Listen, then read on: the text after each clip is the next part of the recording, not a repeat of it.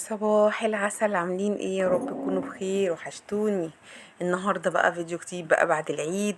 عايزين نعمل بقى ميزانية كده ونظبط امورنا، والدنيا كلها طبعا متلخبطة معانا، والمصاريف وكله مزنوق، فالله المستعان. هنعمل بقى ميزانية النهارده، ميزانية شاملة كل حاجة وموفية كده، وان شاء الله تكفي وتوفي، وربنا يطرح البركة كده يا رب ان شاء الله. ويلا بقى نقول بسم الله. بس دلوقتي الأذان بيأذن. بعد الأذان هروح، بس الأذان كده يأذن وبعد كده أرجع لكم تاني.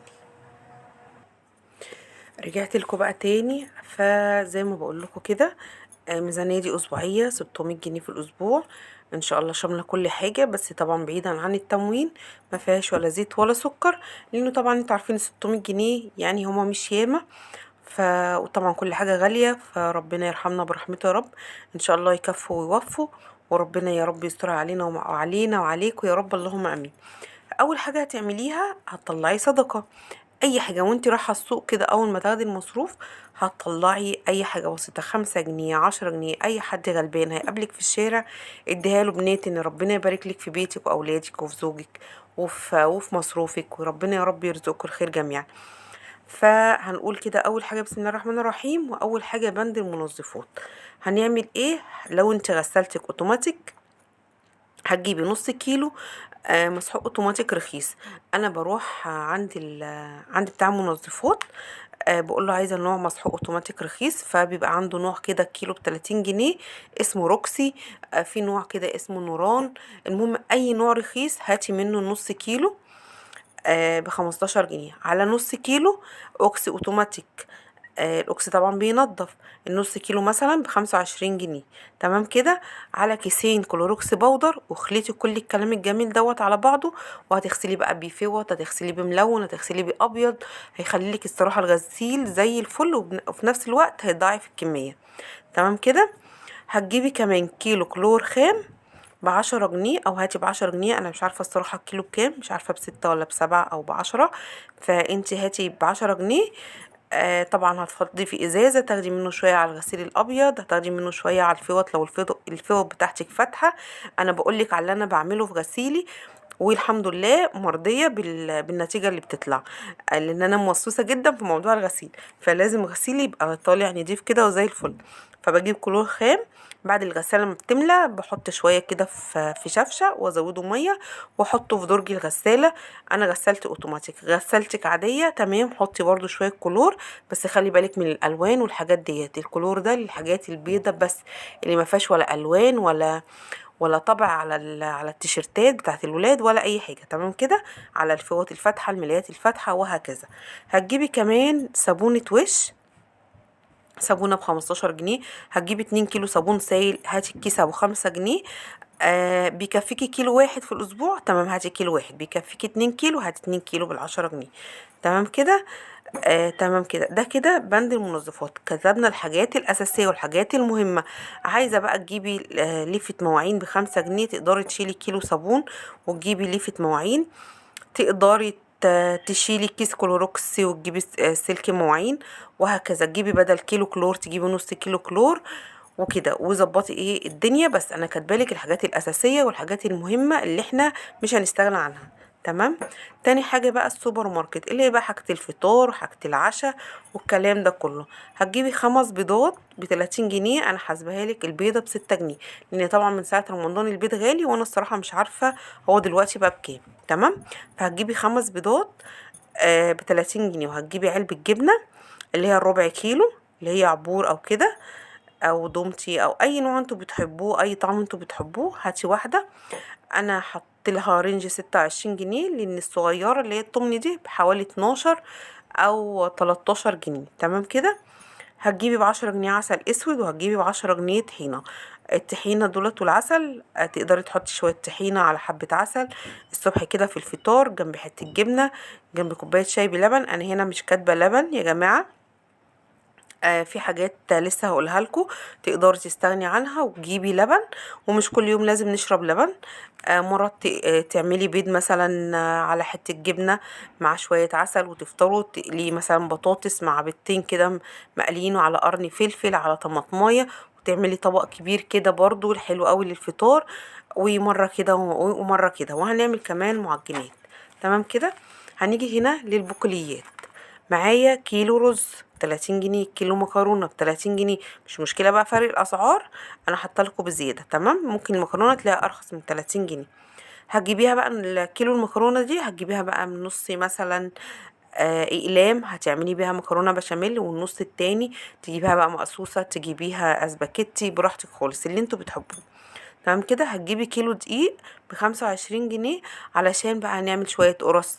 عايزة بقى تعمليهم سادة بالشمر واليانسون، عايزة تحشيهم قرفة وسكر، عايزة تعملي صينية كيكة، يبقى لازم أساسي ومعانا الدقيق. هتجيبي كيلو دقيق. تمام كده. هتجيبي ربع كيلو عدس أصفر، أو بجيب بقى عدس أصفر تعملي مرة شوربة عدس اصفر كده، وعيش محمص بقى وبصل، وتدبيها بقى وتبقى بصي اكله زي الفل والله، هو ده اللي بياكل. او هتجيبيه بجبه وتبقي تعملي رز بجب رز قولي معايا كشري، كشري مصري، كشري بعدس بجبه، كشري مصر. عندنا الشعريه وعندنا المكرونه وعندنا الرز. انتي بقى اكتبي المنيو بتاعك، علشان لو هتعملي كشري هتجيبي مكرونه من الصغيره، او هتجيبي مكرونه اسباجيتي. تمام كده. هتجيبي ربع كيلو فول تدميس، هندمسه طبعا عشان ينفعنا في الفطار، عشان مره برضه نعمل شويه فول على مع جنبي بضايه، جنبي مثلا كوباية بليلة. هنجيب كمان ربع كيلو قمح بليلة، او هتجيبي ب10 جنيه، لو الربع اقل من 10 هاتي بالعشرة. تمام كده. وهتعمليها وتحطيها في التلاجة، ولو لقيتيها كتيرة ومش بتستعمليها كتير حطي في اكياس، وشيليها في الفريزر، وخلي شوية بس في علبة كده في رف التلاجة. لما يخلصوا نزلي غيرهم، علشان احنا دلوقتي الجو بدأ يحرر والحاجة ما تبص منك خسارة. هتجيبي بقى خميرة، كيس خميرة، كيس بيكنج باودر، كيس فانيليا ب10 جنيه. تمام. كيس الخميرة متهيألي عامل 3 أو 4 جنيه، وكيس البيكنج باودر عامل 3 جنيه. وهتجيبي فانيليا، ظبطي دنيتك كده بال10 جنيه. المهم، هو ده كده البقوليات بتاعتي، ان شاء الله تكفيكي في الاسبوع. هتعملي حاجة الفطار، جبنا الحاجات من السوبر ماركت بتاعت الفطار، جبنا الفول، جبنا البليلة، جبنا الدقيق، وهنعمل حاجات كتيرة جدا في الفطار هتكفيكي اسبوع، ممكن كمان وزيادة ان شاء الله. نيجي بقى للخضار. هنجيب كيلو بطاطس ب16 جنيه. طبعا البطاطس غليت جدا، بقت ب16 وفي ب14 وفي ب13. هاتي اللي يعجبك. عايزه تجيبي الرفيعه وتسلقيها وتقشريها وتقطعيها كده وتقليها في الزيت، برضو بتبقى جميله وطعمها حلو قوي. عايزه تجيبي الكبيره عشان تعملي منها صوابع، براحتك خالص. ممكن تجيبيها وسط عشان لو عايزه تحشي مثلا، عشان هنجيب في اللحوم يعني لحمه مفرومه، ممكن تجيبي بقى اللي هي الوسط ديت، علشان تبقي ايه تاخدي منها كيلو ولا حاجة. تاخدي يعني الكيلو دوت تقشريه وتقوريه وتحشيه وتعملي جنبيه شوية رز، وتبقى برضو اكل يومين، هيبقى حلو قوي. هتجيبي كمان كيلو طماطم ب10 جنيه، الطماطم غالية برضو ب10 جنيه في السوق. هتجيبي كمان كيلو بصل ب15 جنيه. وهنجيب الكيلو طبعا هيكفينا حلو جدا. وحاولي تنقي البصلايه الصغيره وسط كده، ما تكونش كبيره قوي ولا صغيره قوي، يعني اكبر من اللي احنا بنحطها في الشوربه، علشان ما تخضريش بس وتحطي بصل كتير. الاكل مش بيبقى محتاج بصل كتير، غير الممبار والمحشي، هو ده اللي بيبقى محتاج كميه، يعني البصل بكميه. طبعا هنجيب كيلو بتنجان رومي علشان نعمل مره مسقعه، يبقى مرة مسقعة، مرة بطاطس ورز، مرة كشري، وهنظبط ايه دنيتنا. هنعمل كمان، هنجيب هنا ربع كيلو مفروم ب67 ونص، انا حاسبها لكم. اللحمة اللي هي المستوردة، اللحمة المستوردة عاملة حوالي 270 جنيه. انت هتجيبي ربع بس، ربع بقى ده تعصجيه وتزودي الكمية بتاعته بالبصل وفلفل وجزر وكده، وتزودي بقى الكميه، احشي منه بطاطس زي ما قلتلك.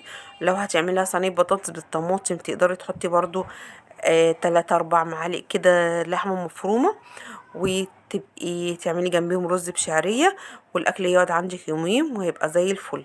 هنجيب كمان نص كبده شرايح، نص كبده ب70 جنيه. تجيبي بقى شرايح تعمليها بالردة، وتعملي جنبها شوية مكرونة بصلصة، أو تعملي بطاطس محمرة وشوية طحينة، وبألف هنا وشفا.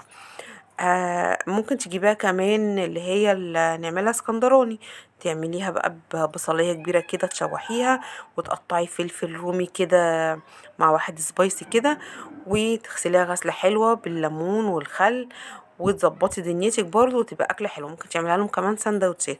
هتجيبي نص كيلو بانيه ب125 جنيه، عشان اخر مره كان ب250 جنيه البانيه. حابه تجيبي ربع كيلو بانيه، تقدري برضو تعصجيه كده وتعملي بيه طواجن مكرونه، هيبقى حلو قوي. تقدري تعملي بيه صينيه مكرونه بالبشاميل، بالفراخ برضو هتبقى حلوة جدا. يقعد برضو الأكل معاكي يومين. ممكن تجيبي ربع وتخلي يعني بقية الفلوس تجيبي بيها لبن. او حابة تلغي حاجة من اللحوم ديت، واللي شايفة ان اللحوم ديت كتيرة في الاسبوع، تقدري تلغي وتجيبي الحاجة اللي انت محتاجاها او الحاجة اللي انت ناقصاها مثلا وانا مش كاتباها. بس انا شايفة ان انا كاتبة كل حاجة انا بحتاجها في البيت انا كاتباها لكم، لان انت برضو هتحتاجيها في البيت. تمام كده. هتجيبي مثلا بدل الربع التاني دوت، هتجيبي لبن لو انتوا بتحبوا تشربوا شاي بلبن. طبعا هي دي الميزانية بتاعتي. ان شاء الله بإذن الله كده هي عملت كده حوالي 625 جنيه، او 29 جنيه. فالفرق بسيط. هتقدري تجيبي تشيلي حاجة، تلغي حاجة، تنقصي في الوزن حاجة، براحتك خالص. هتشوفي كده دنيتك وهتشوفي انت بتحتاجي ايه، وايه اللي انتوا بتستهلكوا اكتر. بتستهلكي الرز اكتر، هتزودي طبعا الرز عن المكرونه. بتستهلكي المكرونه اكتر، هتزودي المكرونه عن الرز. هتشيلي من هنا مثلا ربع كيلو، نص كيلو، وتزوديه في الناحيه التانية، علشان الاستهلاك بتاعك حسب ما انت بتستهلكي. وحاولي بقى ايه تدبري دنيتك كده وتمشيها. اللحمه المفرومه تعملي بيها زي ما قلت لك مكرونه بشاميل، تعملي بيها صينيه بطاطس، تعملي بيها طواجن. اللحمه المفرومه تعملي بيها كفته، تزوديها برغل وبصل وتوابل وتعمليها كفته براحتك. يعني شغاله معاكي في كل حاجه بجد. كنز هي والبانيه في البيت، اللحمه المفرومه والبانيه. تمام. والبانيه برضو تقدري تشيلي ربع كيلو وتحطي وتجيبي بس ربع، وزي ما قلت لك هتقطعيه كده وتعملي شاورما وتدخليه برضو في صينيه مكرونه. انا بحشي بيه بطاطس برضو، بس بقى احط لها بدل الصلصه من فوق بحط لها بشاميل. كنت عاملاها في القناه حلوه جدا. تقدري تعملي بيها صينيه جلاش برضو، هتدخليها في حاجات كتيره جدا. يا رب النهارده الميزانيه كده تكون عجبتك. لو حابه بقى تاخدي سكرين خدي سكرين كده للحاجه. انا شايفه ان شاء الله ان هي تبقى واضحه هنا كده. آه وجيبي الفول ودمسيه، هيقعد برضو معاكي شويه كتير. وكمان اول ما تجيبي الدقيق كده اعملي المعجنات بتاعتك، وابداي شيليها اول ما تدفى كده. شيليها في اكياس وحطيها في الفريزر، وتقومي الصبح تنزلي الشويه اللي انت عايزاهم، وسيبي ما عندك ميكروويف. سخني ما عندكيش سيبيهم على الترابيزه، هيفكوا واكنك لسه عاملاهم بالظبط. وبألف هنا وشفا. يا رب النهارده الميزانية تكون عجبتكم، وتكون كده ان شاء الله تنفعك. طبعا اللي عندها تموين هتجيب الزيت والسكر والشاي من التموين. واللي ما عندهاش بقى ومثلا ميزانيتها اكتر من 600 جنيه، تقدر تجيب ازازة زيت وكيس سكر من المصروف. بس انا حاطه يعني 600 جنيه في الوسط ان نقدر كلنا نقدر نمشي عليها يعني. نقدر لو انا باخد 600 جنيه اقدر امشي على الميزانية ديت ان شاء الله. وفي تلات انواع من اللحوم بروتين، يعني مش كلها ارداحي ولا حاجه. ويبقى الف هنا وشفا. ويا رب النهارده الميزانيه تكون عجبتكم. وبقول لكم ايه، مالكوش دعوه بقى بالقلم الجميل اللي انا جايباه ده، ما لقيتش حاجه اوحش من كده، علشان يوسف ابني واخد كل الاقلام. فكنت هوقف الفيديو عشان خاطر قلم، لا طبعا اشتغلت بيه وما فيش مشكله. لحد ما يجي كده واخنصر منه قلم. يلا بقى ما تنسيش اللايك والشير واشتركي في القناة عشان يوصلك كل جديد. واللي محتاج اي حاجة يكتب لي في الكومنتات، اي ميزانية بأي يعني مصروف، يكتب لي يعني شوفي مصروفك كام، ولو محتاجة ميزانية اكتبي لي وان شاء الله بإذن الله اعملها لكم. وقولوا لي بقى لو الميزانيه دي عجبتكم، ان شاء الله تعجبكم، لان انا كاتبه لكم الحاجه اللي انا بستعملها، الحاجه اللي انا بجيبها. ما بكتبش كده كلام فيك وخلاص. لا لازم تكون حاجه ميزانيه وحاجه واقعيه يعني احنا بنعملها. ونسيت اقولك، لو غسالتك عاديه تقدري تستبدلي المساحيق ديت بمساحيق عاديه. تمام كده. يعني تقدري تجيبي بقى اصلا كيس اوكسي عادي من ابو 25 جنيه. حلو قوي هيكفيكي. وهاتي معاه برضو كلوروكس البودر بينضف الغسيل بيخليه زي الفل.